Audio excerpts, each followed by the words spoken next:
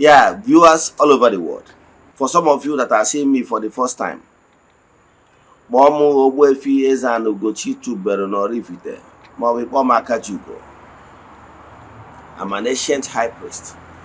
I'm onye isi nchụaja na ugochitubelu ọdịnala temple. Anyị na-agba afọ gbaa family ebilụkwazị ọrụ mmụọ dị iche iche. Abụgasị m onye isi nchụaja na ọdịnala Restoration Evangelical Mission, bụrụ onye mgbasa ozi ọdịnala Igbo. So you can call me a priest or an evangelist, I will answer. My mission is to help people live better life. N'ụbọchị taa n'oge awa nke eziokwu, isiokwu anyị ji wee bịa bụ obedience is better than sacrifice. Yes, onye ahụ isiokwu anyị. Obedience is better than sacrifice. I'm here to tell you na irube isi ka mma karịa ịchụ aja. Yes.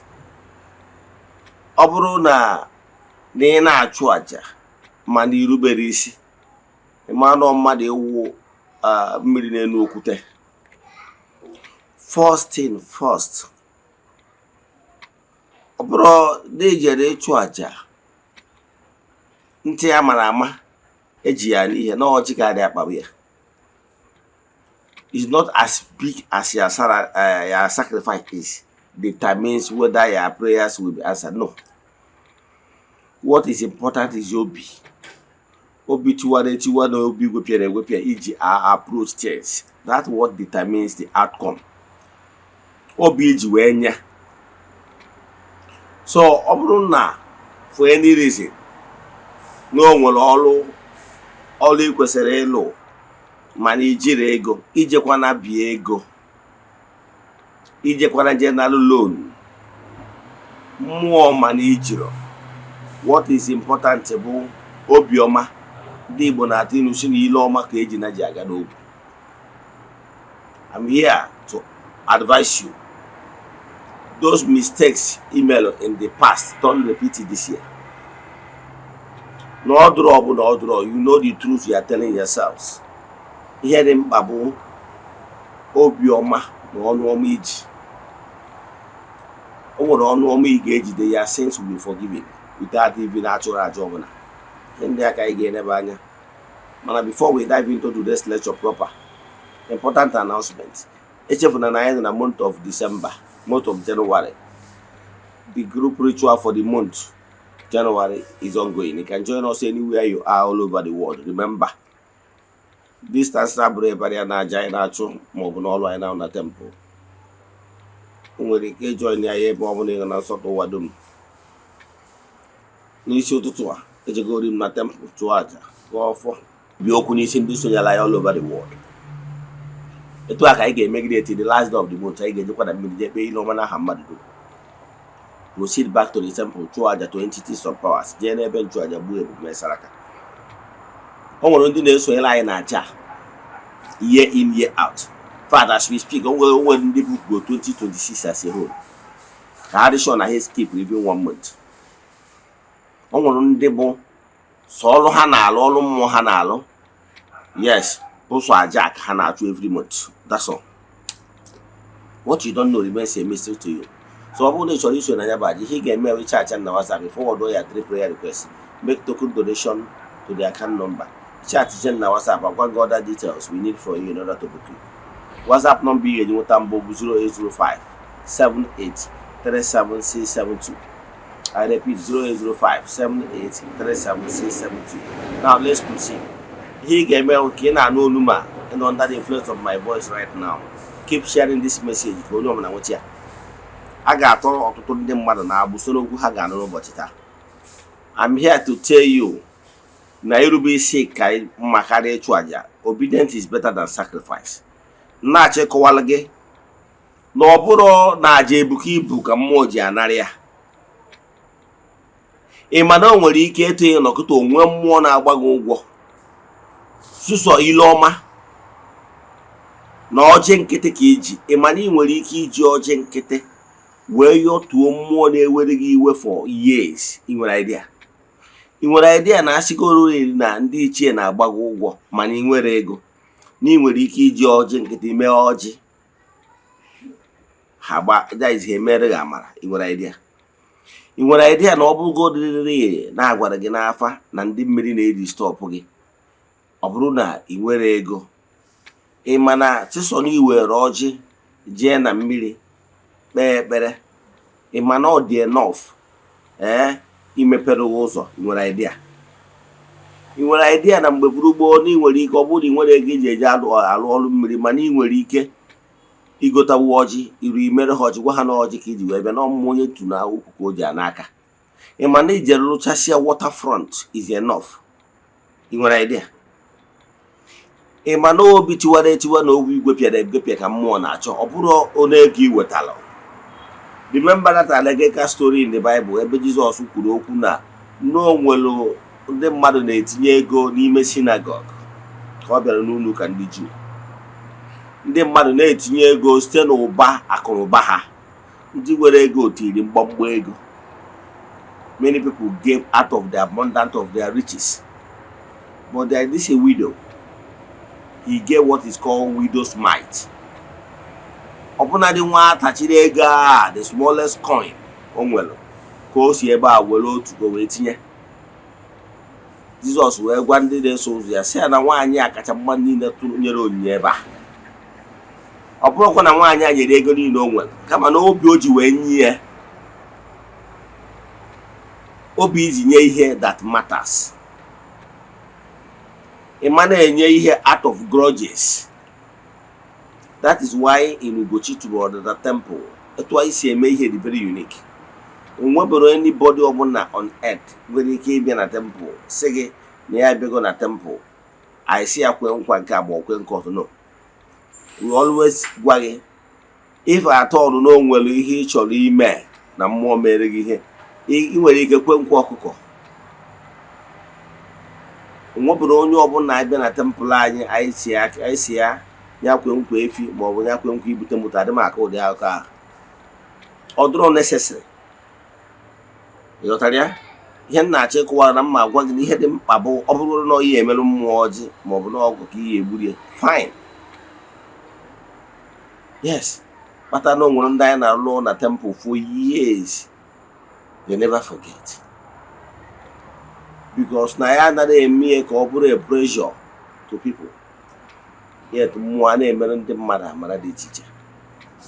Ị ma na o nwere ndị some children of the temple, ife ha na-alụ for years now bụ isonye na monthly rituals. That's all. Do you know that na ị nwere ike ọgwụ a agwụrụ gị with millions of naira na onye nwere the gift ga-eji ọchị nkịtị kwuo okwu mebie nya bụ ọgwụ? Nwere idea? Ọ gị nwa na-abụdo onwe gị because you got to know how things work. Iche na spirituality bụ etu ahụ isi echie. Ihe dị mkpa bụ obi iji eso mmụọ. Ya bụ ihe dị mkpa. Agwakwana gị na mbido, gaa nwakwana anwa go and borrow money ka i wee rụọ ọrụ mmụọ whatever. I werekwana capital iji azụ ahịa, ego ịma na iwepụ n'isi ego gị na business ga-anọ n'ọnọdụ imere ebere in shambles. I were esi ka ije rụọ ọrụ mmụọ. Ọsọkwa ya na ije ebe nwa asị gị na ọnwụ na-ada n'isi gị, na ọnwụ na-ada n'isi gị. Ibi because of eje kụrụmbụrụ business gị. Pụta agwa. Ị ma na ọnwụ a na-ada n'isi nwere simple rituals a ga-emere gị na temple tụọ ya around. Ị nwere idea? Ị ma na ọnwụ a na-ada n'isi gị nwere simple rituals a ga-eme wee gbara isi gị na ya will not cost you even much. Gịnị ka m na-ekwu maka ya? Esi na ka ije baa n'ụgwọ maka na ị na-arụ ọrụ mmụọ. Ihe mmụọ na-eche ekiwe obi gị. Agwakwara m ụnụ ọtụtụ n'ime ụnụ bụ ndị akpọrọ oku. Ọtụtụ n'ime ụnụ si n'ijego ebe dị iche iche. Ụfọdụ n'ime ụnụ bụ ndị akpọrọ oku ije ozi a. Ụfọdụ bụkwa ndị akpọrọ oku n'ụzọ dị iche iche. Uwe nwa ọgbanje bụ onye nwere kọl. Ọdụkwa nwa onye ya pụtasị na ya nwe ọgbanje gbasiri ike. N'iwe ọgbanje gbasiri ike does not mean you will call. Ọgbanje were different thing altogether. Ndị nwere call na ha ga-eji ozi full time. There's something different altogether. However, ihe na-achọ ka nkọwalụ gị bụ na ọ bụrụ na n'iwe onye ọgbanje setụrụ ndị ọgbanje gị, Ogbanje is different from call. Yes, onye ogbanje nwere some level of powers. Let me put it this way. But that does not translate to inwe calling. Nke a bụ ofu. Nke ọzọ nchọ ka nkọwalụ gị bụ na ọ bụrụ na agwalụ gị na inwere call ma ọ bụ na n'ụdị other way ọ bụ na esikwa gị ya mana ị dị convinced na inwere call, then ọ bụrụ na ị chọrọ ije ya bụ ozi, I will advise you, don't go to any spiritualist bido sị ka ị na-eme appeasement. You will spend money tire maka na ọlụ adị agwụ agwụ.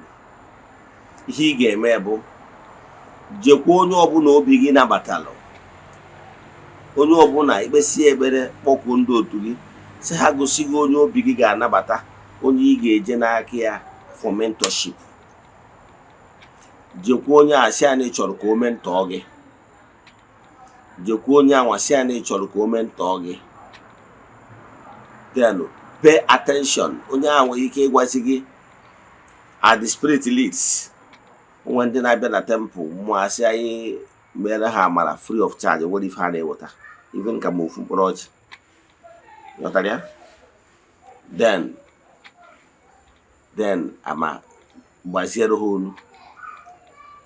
Then igwe onye anwa si ya na ihe na-etu o nwere onye nwere ike ịbụ na mmụọ chọrọ ka eme ntọọ ya before onye a abịagozie m ozi sị m na o nwere onye na-etu a ga-abịanụ na ọnọdụ ya adịrọ mma, ọ bụrụ na ọ bịa ma ana n'ihe ego.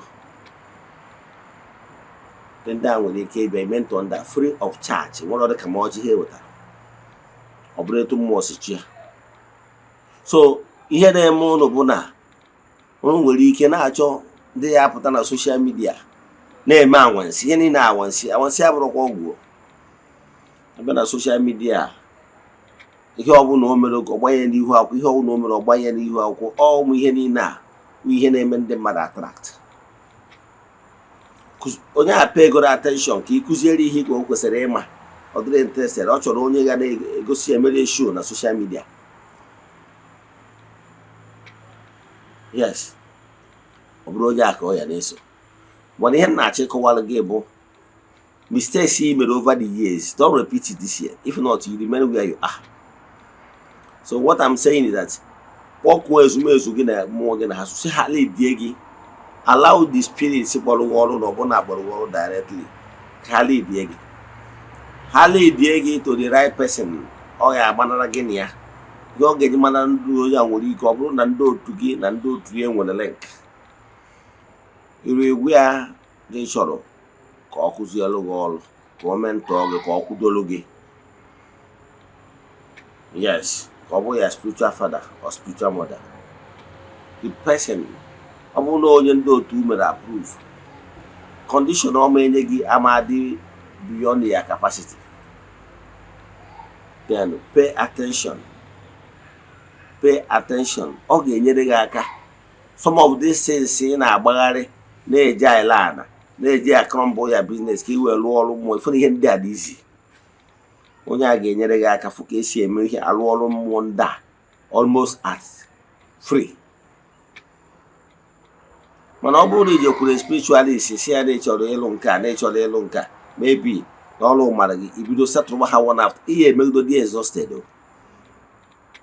Mana ije for mentorship, the person ga-enyere gị aka lụọ ọrụ ndị a niile almost free. Nwere ike sị gota materials nyere gị aka, ọ na-alụrụ ọrụ ndị ọ na-egosi ka esi eme ya. Unu na-afụta ihe asị, ọ dị very hard.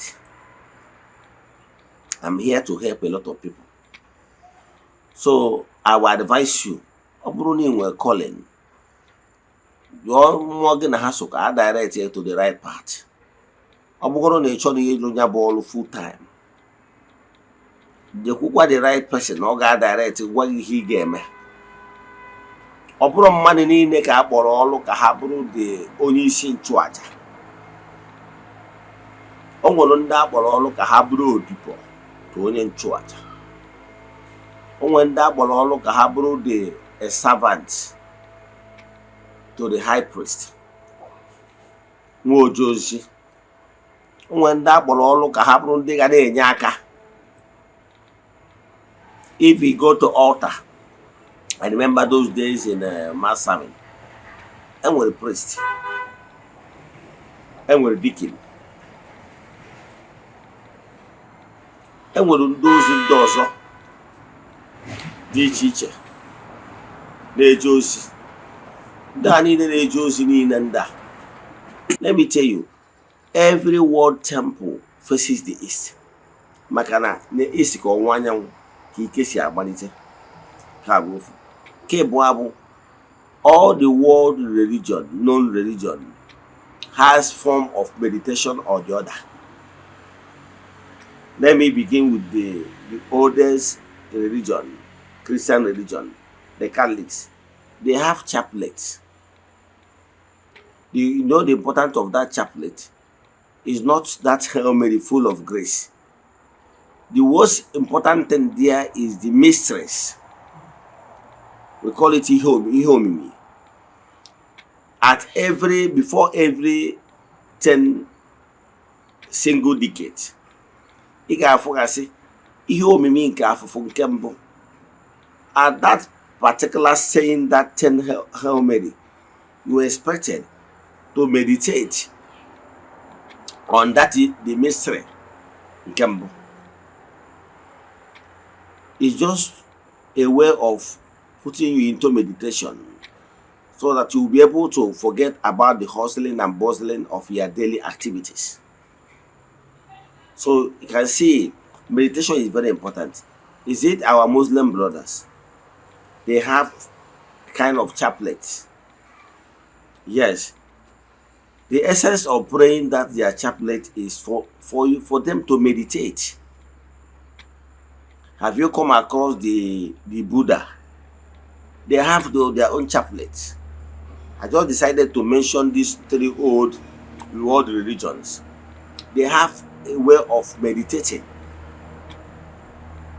Meditating is very important in life because it's a time you denoise yourself and be able to meditate. That is why even in the Bible stories, you will see some certain place that we are told that Jesus wezigara onwe n'etiti ndị mmadụ wee gbago n'elu ugwu to pray. Because it's very important that from time to time you create time for your meditation. It will help you to achieve great things in life. So what am I saying in essence is that very important for meditation.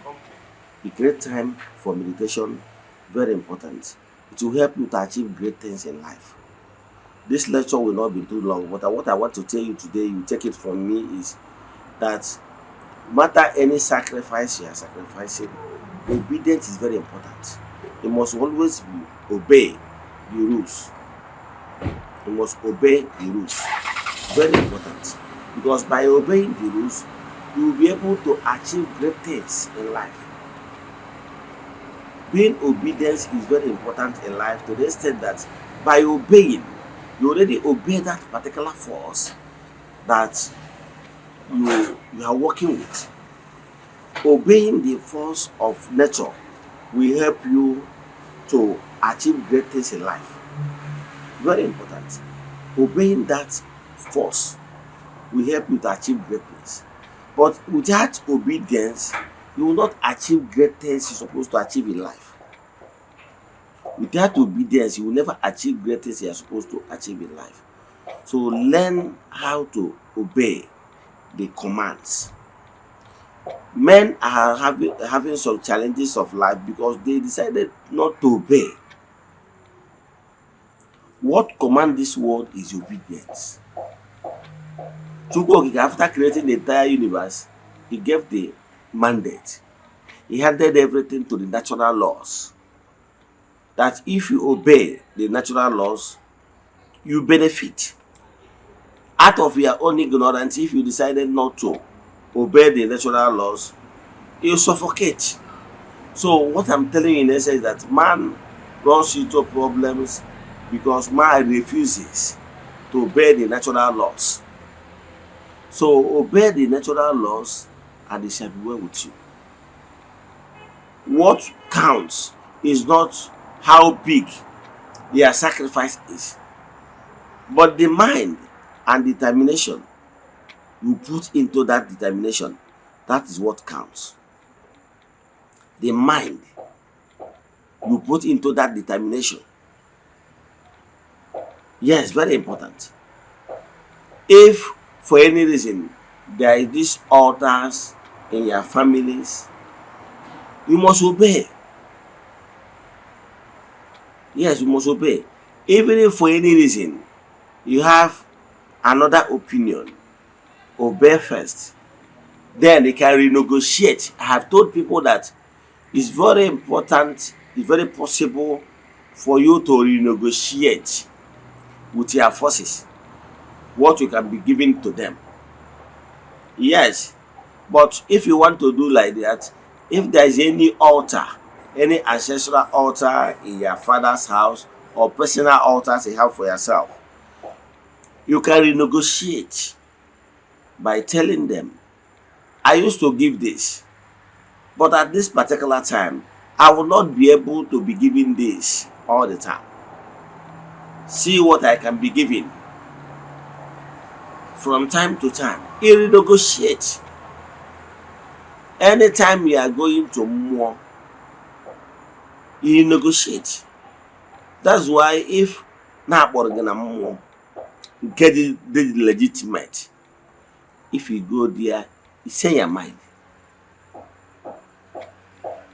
Yes, I'm not talking about those scammers. There are some scammers that will always call you from Suka with the Suka dialect. They will tell you this I've already something that already casted. They told you na photo gị dị na be gị be ha na your relatives mmadụ na-abụ with a picture gị na be ha na ha na-ose na bie na-asị ya ka ha gbuo gị nke a nke ha bido napụwa gị ego. Iburu onye na panic, bido panic when that scammers. Yeah, got ya? Yeah, really scammers. Yes. Through Alose summoning, some people will invite you, but some will not invite you. Yes. But these people that will be telling you all these things, they are scammers. Most of the times they normally use Nsuka dialects to contact you. So don't listen to them. They are scammers. It's only when you show a kind of fear, they will begin to exploit you. So they head to our draw. So what am I saying in essence is this: always be obedient. You cannot say I will not do it. More actually agent to me. You accept, be obedient first, then renegotiate. Tell them, actually me Josia. Mana na ka mgbe esi Josia, I'm actually Josia full time. Kama na ihe imelo ihe emewu na ị ga na support ndị na-eje nya bụ ozi. Yes. Achọrọ m ije ozi a full time. However, na ka m ga-esi jie. Like when I was called batara Benam. When so mmụọ sị na m abatago, no sị m bata na m abatago. Wee jụwa akịrị ihe ha chọrọ ka m mee. Ha wee sị m, they told me na akpọrọ m dịka onye nchụaja dịka and onye mgbasa ozi. Onye agbata from time immemorial, I used the title of priest and ordinary evangelist. Because that is the two areas. They told me that I'm a priest and evangelist. And that is why I channel my energy towards that direction. I channel my energy towards that direction in the sense that I create time to evangelize day in, day out. Almost on daily basis. I'll come and teach you one thing or the other based on experience, based on my calling. And I'm happy to tell you that this temple is the first temple that has ordinary television.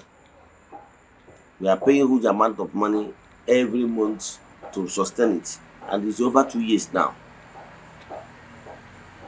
And then remember the discussion I had with Umumu. I was like asking them, how will the money be coming? They told me that the money will always come. And believe in me, I believed them to my mind. And believe in me, they never disappointed. Every month we keep the thing running. Despite the 6 digits we spend every month on that to get that running.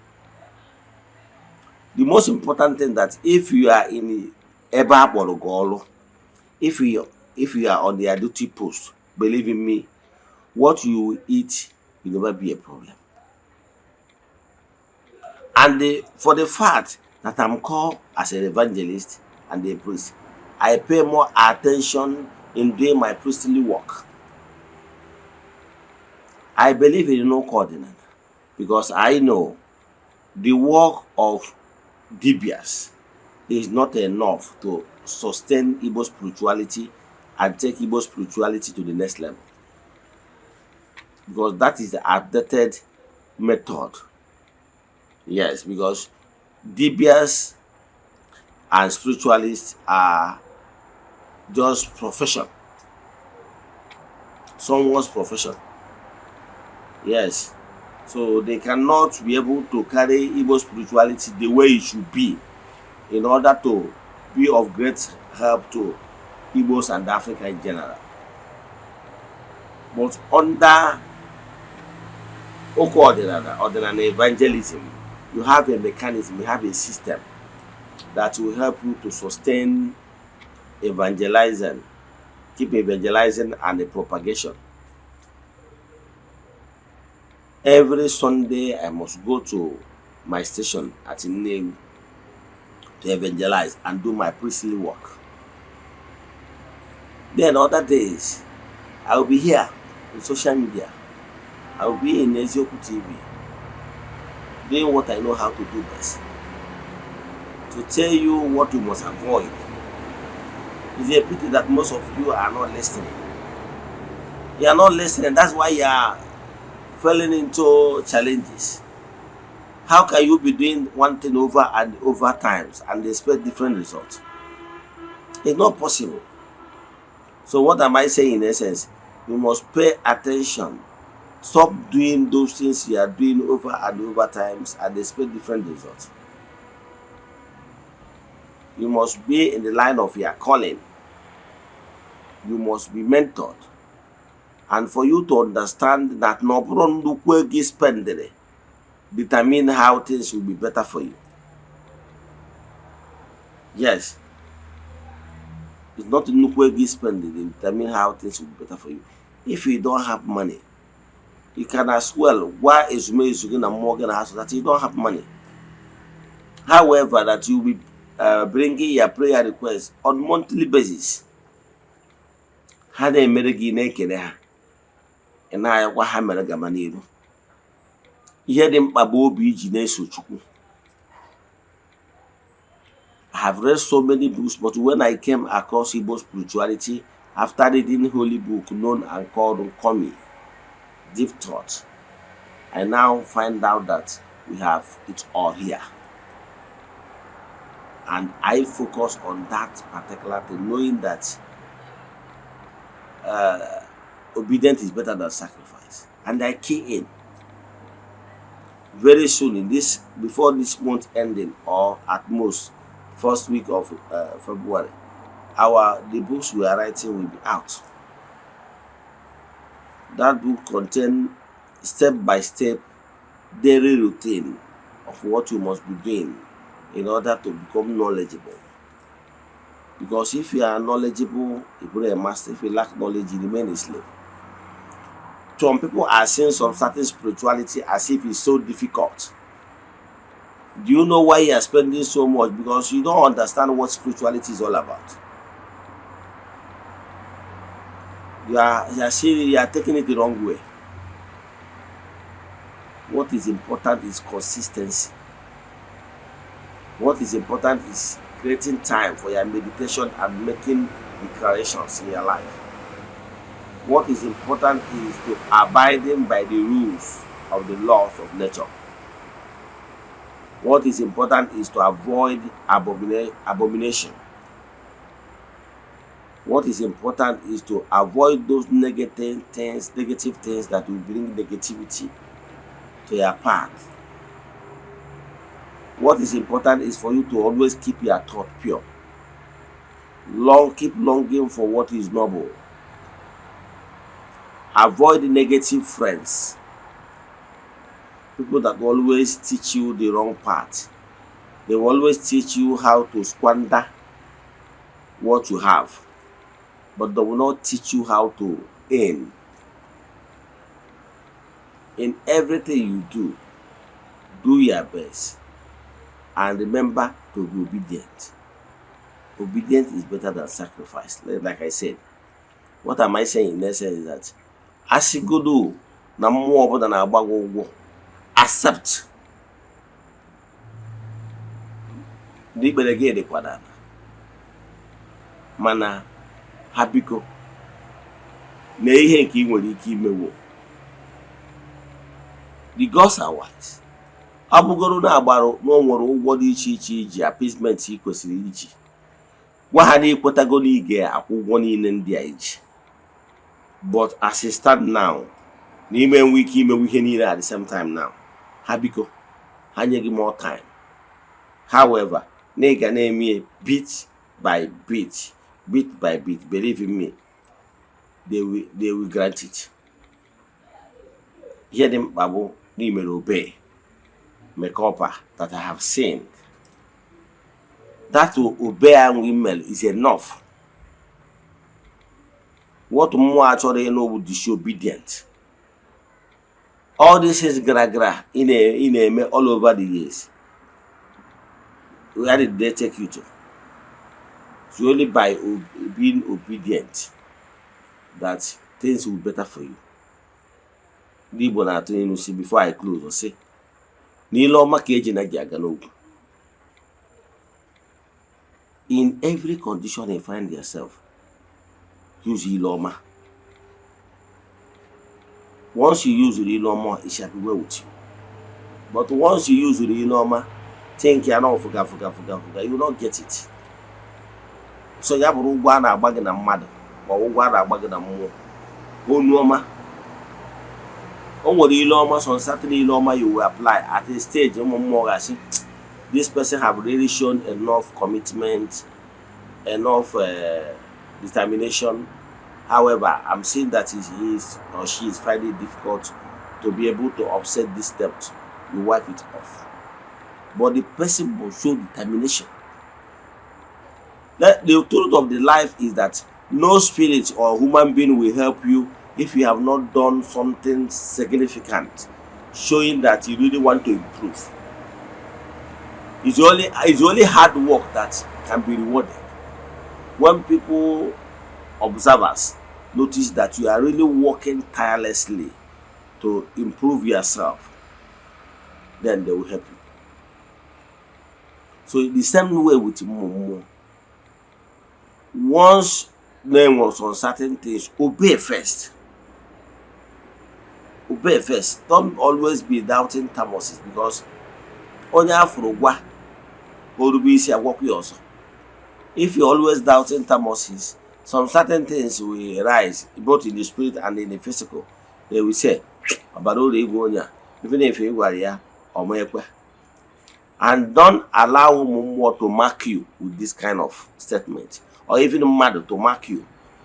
If people are begin to see you as insubordinate, somebody that is not respectful, somebody that is not obedient, they will stop bypassing. They will start bypassing you. They will stop communicating with you. They will stop helping you. They will always allow you to do your thing, and by so doing, you fall more into the deep. So what am I saying in essence? Understand the importance of obedience. Believe in me, no matter whatever you're asking in life, be obedient, it shall be well with you. I'm a living witness. One thing I assure myself that now I go to away because they become bongo. I understand that the right Igbo spirituality is the right path. As you go to read the mother in Africa, back to the path of our ancestors, I will be the last man standing because I will never go back. Because I have tested all the Western of a thing and I have seen that it will not help. Let me stop here. If you have any question in today's lecture, you want us to do deep consultation for you, chat me on WhatsApp 0805 7837 I repeat 0805 7837 Let us pray. Ekwem na Chineke. Ekwere m na ọ dịghị ihe siri m ike nke Chineke na-apụghị isi m ụzọ m ga-esi lụgbuo ya n'ihi na ọ mazụrụ ihe niile. Obi m siri ike na Chineke emeworo m ya gazie mede Chukwu oke pụrụ ime ihe niile gọzie unu niile bido ugbu a ruo mgbe niile ebighị ebi ya gazie.